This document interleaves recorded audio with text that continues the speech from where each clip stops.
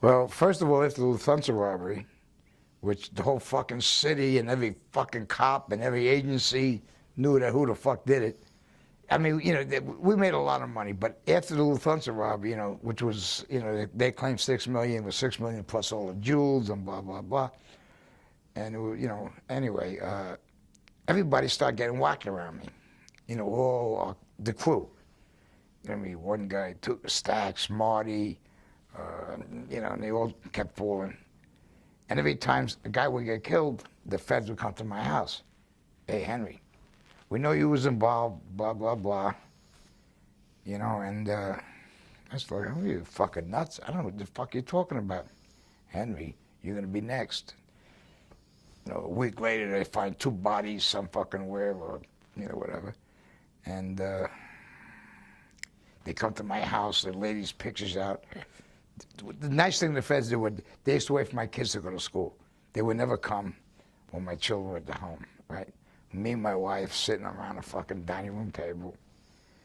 And Henry, you're gonna go next.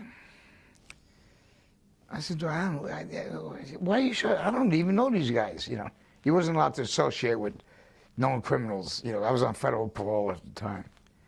And after 11 of them died, one gal, this is Teresa Ferrara, and they found a torso. I don't know how the fuck they figured it was Teresa Ferrara, but I guess they did. And then I got popped. And in the movie, it showed it was cocaine. It was heroin. We was getting it from the Pizza Connection and blah, blah, blah. You know what I mean? And, I never asked for my $500,000 that I was supposed to get from the score. Then I was supposed to get $250,000 from Marty's end, so like $750. Everybody that asked for their money got whacked. So I just figured, fuck this. And one day, I go meet Jimmy. We got a secret place we used to meet, and he shows me a fucking pouch, bag.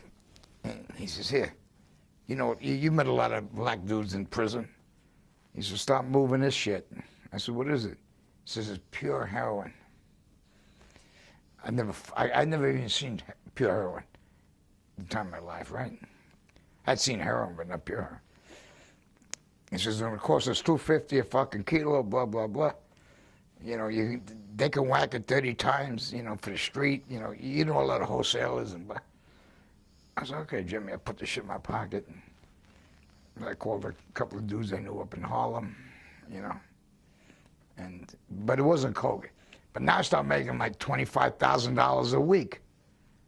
So I'm doing good. I'm coming up again. You know what I mean? Not that I was ever down, but I was coming up. I mean, it was a lot of fucking money, 25 grand a week back then, in the 70s, So I bought a house, blah, blah, blah, and all this other good shit.